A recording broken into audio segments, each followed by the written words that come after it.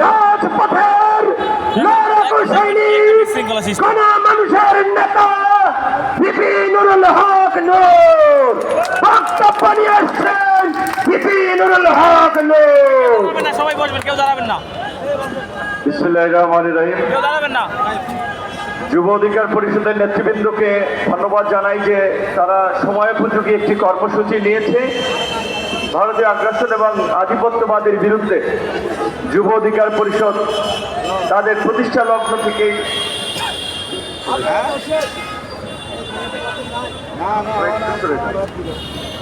লগ্ন থেকেই সোচ্চার ছিল।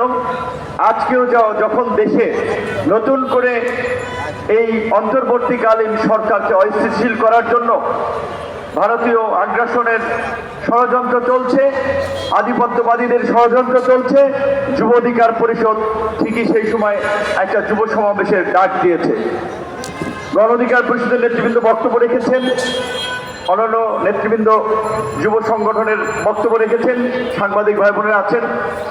নামাজ শুরু হয়ে যাবে, এই জন্য খুব সংক্ষিপ্তভাবেই বলতে হচ্ছে।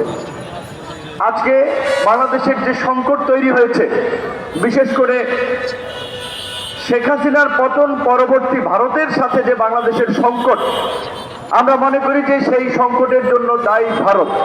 সরকারের পক্ষ থেকেও সুস্পষ্ট বার্তা ছিল, রাজনৈতিক দলগুলোও বলেছে ভারতের সাথে বাংলাদেশের যে কূটনৈতিক সম্পর্ক সেটি স্বাভাবিকভাবেই চলবে।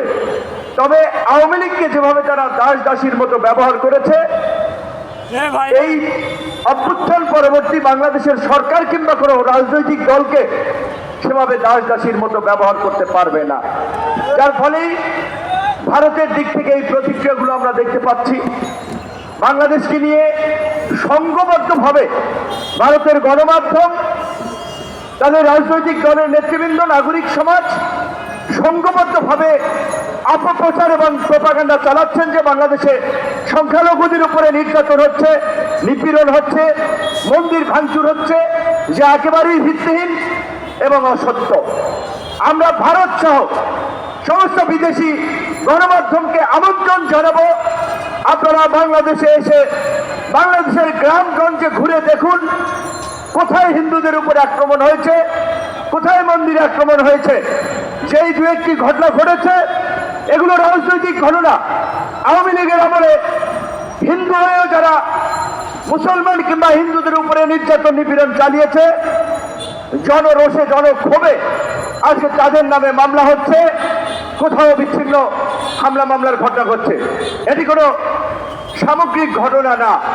কাজে আমরা ভারতের মিডিয়া সহ আন্তর্জাতিক গণমাধ্যমকে বলবো বিষয়টি সঠিকভাবে আপনারা তুলে ধরবেন। ভারতের বিক্রম মিস্ত্রি পররাষ্ট্র সচিব এখানে এসেছে, দেখেছেন ওই যে বলে খেলার নাম বাবাজি। আগে যারা আসতো পায়ের উপরে পা তুলে কথা বলতো, এখন দেখেছেন তো বাংলাদেশের পররাষ্ট্র সচিবের সাথে কথা বলে বিনয়ের সাথে মার্জিত ভাবে। কাজে আপনি যদি মাথা উঁচু করে দাঁড়ান, আপনার প্রতিপক্ষ সেভাবেই আপনাকে সম্মান করবে। এই পরিবর্তিত বাংলাদেশে আজকে সমস্ত রাজনৈতিক দলগুলো দাবি জানিয়েছে, গত 16 বছরে শেখ হাসিনার আমলে ভারতের সাথে যে সকল অন্যায্য এবং দেশ বিরোধী চুক্তি হয়েছে, সমস্ত চুক্তি জনসম্মুখে প্রকাশ করা। একই সাথে বাংলাদেশের মানুষের যে আকাঙ্ক্ষা সেটি ভারতকে জানিয়ে দেওয়া। ভারত যদি আমাদের সাথে সুসম্পর্ক রাখতে চায়, বন্ধুত্ব করতে চায়, সেই সম্পর্ক হবে দু দেশের মানুষের স্বার্থ সংশ্লিষ্ট বিষয়ে। আজকে বাংলাদেশ এবং ভারতের যে 54টি অভিন্ন নদী, সেই 54টি অভিন্ন নদীর পানি বাংলাদেশ পশ্চিমকালেও পায় নাই। কাজে আমরা এই অন্তর্বর্তীকালীন সরকারকে বলবো, প্রয়োজনে আন্তর্জাতিক আদালত থেকে শুরু করে জাতিসংঘের দ্বারস্থ হন, কিন্তু আমাদের 54 অভিন্ন নদীর ন্যায্য হিস্সা, তিস্তা চুক্তি আমাদেরকে বাস্তবায়ন করতে হবে। আমরা ইউনূস সরকারকে অনুরোধ জানাবো, ভারত যদি তিস্তা চুক্তিতে সায় না দেয়, প্রয়োজনে চীনকে নিয়ে আপনারা তিস্তা মহাপরিকল্পনা বাস্তবায়ন করেন। একই সাথে বাংলাদেশের সীমান্তে, বাংলাদেশ ভারতের সীমান্তে যেভাবে প্রতিদিন নিরীহ মানুষকে গুলি করে হত্যা করা হয়, পরিষ্কারভাবেই এই আজকের স্বরাষ্ট্র উপদেষ্টা মহোদয় যখন বিডিআরের ডিজি ছিলেন, তাদের নির্দেশনা ছিল আমাদের একজন বাংলাদেশিকে মারলে তাদের দুইজন সোলজার, একজন সাধারণ ইন্ডিয়ান, তিনজনকে মারতে হবে। আমরা আজকে বিডিআরকে এই কথাই স্মরণ করে দিতে চাই, সীমান্তে একজন বাংলাদেশি লাশ পড়লে আপনারা পাল্টা দুটো লাশ ফালাবেন। আমরা শান্তিপূর্ণ জাতি, আমরা শান্তিপ্রিয় মানুষ, আমরা অশান্তি যুদ্ধ বিগ্রহ চাই না। কিন্তু ওই যে ভারতের ক্ষমতাসীন দলের এই যে উগ্র হিন্দুত্ববাদীরা সীমান্তের ওখানে এসে স্লোগান দিচ্ছে, বাংলাদেশে ঢোকার চেষ্টা করা হচ্ছে, আমরা তাদেরকে হুঁশিয়ারি দিয়ে বলতে চাই, তোমরা যদি এই সমস্ত বিশৃঙ্খলা উস্কানি বন্ধ না করো, বাংলাদেশের জনগণ বসে থাকবে না। সরকার প্রশ্নে দুটো কথা বলে শেষ করতে চাই। অনেক আশা আকাঙ্ক্ষা নিয়ে এই সরকারের দিকে সমগ্র জাতি তাকিয়ে আছে, কিন্তু দুঃখজনক, দুর্ভাগ্য, সরকার জনগণের আশা আকাঙ্ক্ষা, মনের ভাষা বুঝতে পারছে না।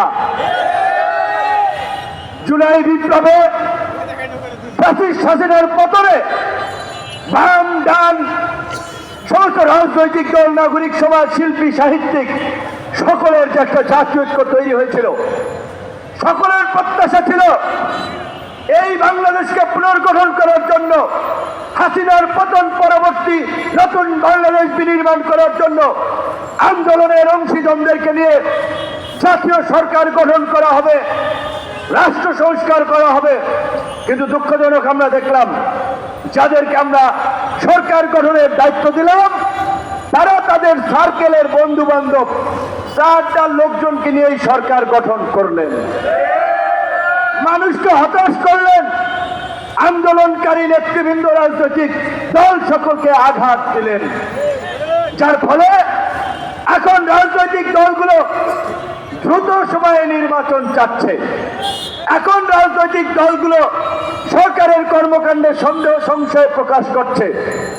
যেখানে জুলাই বিপ্লবে কিংবা 5ই আগস্টের পরে 8ই আগস্ট পর্যন্ত যে আপনাদের প্রতি সর্বজনীন সর্বদলীয় সমর্থন ছিল, এখন কেন সেটিতে ভাটা পড়ছে?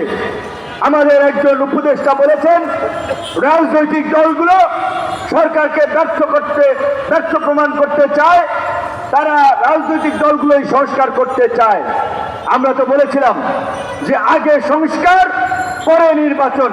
প্রয়োজনে যদি 2 বছর এই সরকারকে থাকতে হয়, 5 বছরে যদি এই সরকারকে থাকতে হয়, এই সরকার থাকবে, সেই সমর্থন আমরা দেব। কিন্তু যারা সরকারে গেছেন তাদের তো আউটলুকটা, দৃষ্টিভঙ্গিটা সার্বজনীন থাকতে হবে।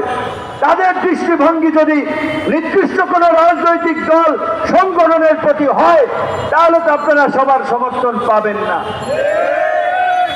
যে রাজনৈতিক দলগুলো আপনাদেরকে আনকন্ডিশনাল সমর্থন দিয়েছিল, কেন তারা এখন আপনাদের কর্মকাণ্ডে সন্দেহ সংশয় প্রকাশ করছে? সেই কারণ ফাইন্ড আউট করতে হবে। আমি এখনো অস্থির হতে চাই না, এখনো অধৈর্য হতে চাই না, আরো কিছুদিন ধৈর্য ধরতে চাই, আরো কিছুটা সময় দেখতে চাই। অনেক রক্ত ত্যাগের বিনিময়ে 53 বছরে একটিবার এই বাংলাদেশে গণ অভ্যুত্থান আমরা ঘটিয়েছি 2024 সালে। কাজে এই গণ অভ্যুত্থানের সরকারকে দিয়ে আমরা যদি এই ভারতীয় আগ্রাসন ঠেকাতে একটা শক্তিশালী পররাষ্ট্র নীতি গ্রহণ করতে না পারি, রাজনীতিতে সংস্কার না করতে পারি, নির্বাচন কমিশন, বিচার বিভাগ, মানবাধিকার কমিশনের মতো কিছু রাষ্ট্রীয় প্রতিষ্ঠান গড়ে তুলতে না পারি, সেটা আমাদের জন্য দুর্ভাগ্যের হবে। রাজনৈতিক দলগুলো অতীতে যারা ক্ষমতায় ছিল, তারা প্রত্যেকেই ক্ষমতাকে কুক্ষিগত করার জন্য রাষ্ট্রীয় সমস্ত প্রতিষ্ঠানকে দলীয়করণ করেছে, নিজের মতো করে গড়ার চেষ্টা করেছে, যার ফলে আজকে এই চরম সংকট দেশে তৈরি হয়েছে। কাজেই রাষ্ট্র সংস্কারের পাশাপাশি রাজনীতির সংস্কারও জরুরি, রাজনৈতিক দলগুলোর সংস্কারও জরুরি। রাজনৈতিক দলগুলোর মধ্যে যদি গণতান্ত্রিক মূল্যবোধ না থাকে, রাজনৈতিক দলগুলোর অভ্যন্তরে যদি গণতান্ত্রিক চর্চা না থাকে, একজন ব্যক্তি যদি আমৃত্য দলের সভাপতি চেয়ারম্যান থাকেন, তাহলে তো তার মধ্যে ক্ষমতার লোভ মোহ পেয়ে বসবেই। কাজেই রাজনৈতিক দলগুলোর মধ্যেও গণতান্ত্রিক মূল্যবোধের চর্চাকে প্রসারিত করতে হবে। রাজনৈতিক দলগুলো রাজনীতিরও সংস্কার প্রয়োজন আছে। এই সরকারকে দিয়ে যদি আমরা এই সংস্কারগুলো না করতে পারি, দ্রুত সময় নির্বাচন হলেই রাজনৈতিক দলগুলো এসে করবে না। রাজনৈতিক দলগুলোর চরিত্র আপনারা দেখেছেন, বুঝেছেন, জেনেছেন। কাজেই এই সরকারের প্রতি আমাদের ক্ষোভ আছে, রাগ আছে। প্রয়োজনে সরকারের বিরুদ্ধে আন্দোলন করব, আমাদের দাবি আদায়ে বাধ্য করব, কিন্তু এখনই এই সরকারকে ফেলে দিতে হবে, এই সরকারকে চলে দিতে হবে। এই লাইনে যাওয়া যাবে না। ধৈর্য ধরেন। এই সরকারের জনগণের বাইরে যাওয়ার সুযোগ নাই। জনগণের বাইরে গেলে, জনসমর্থনের বাইরে গেলে তারা এক সপ্তাহ টিকে থাকতে পারবে না। এটা তারা ভালো করেই বুঝে, এবং সরকারকে বুঝতে হবে কারা তাদেরকে নির্বাচনের জন্য চাপ দিচ্ছে আর কারা তাদেরকে সহায়তা করার জন্য প্রস্তুত আছে। সেটা বুঝে তাদেরকে পদক্ষেপ নিতে হবে। পরিষ্কারভাবেই বলছি যে রাষ্ট্র সংস্কার ছাড়া শুধু একটা নির্বাচন হলে এই শহীদদের আত্মত্যাগ বৃথা যাবে। এই শহীদদের যে আকাঙ্ক্ষার বাংলাদেশ, সেই বাংলাদেশ আমরা পাবো না। নির্বাচনের রোডম্যাপ এবং প্রস্তুতি চলবে, রাষ্ট্র সংস্কারও চলবে। সরকারকে তার কাজে কর্মে স্বচ্ছতা, জবাবদিহিতা থাকতে হবে। জনগণের সামনে জবাবদিহিতা করতে হবে। সরকারের উপদেষ্টাদের রাজনৈতিক নেতাদের মতো বক্তব্য দেওয়া উচিত না। আপনাদেরকে মনে রাখতে হবে, আপনারা সমস্ত রাজনৈতিক দলের প্রতিনিধি ওইখানে, আপনারা কোনো দলের প্রতিনিধি না। কাজে এমন বক্তব্য দিবেন না যেটাতে কোনো গোষ্ঠী ক্ষুব্ধ হয়, রাজনৈতিক দলের বিপক্ষ যায়। আমরা আপনাদেরকে সহযোগিতা করতে চাই। যুব অধিকার পরিষদ আজকে এই ভারতীয় আগ্রাসন এবং আধিপত্যবাদের বিরুদ্ধে এই যুব সমাবেশের মাধ্যমেও তারা আপনাদের প্রতি সমর্থন ব্যক্ত করেছে। ছাত্ররা জাতীয় ঐক্যের মাধ্যমে, জাতীয় ছাত্র সংহতি সপ্তাহ ঘোষণার মাধ্যমে সরকারের পাশে দাঁড়িয়েছে।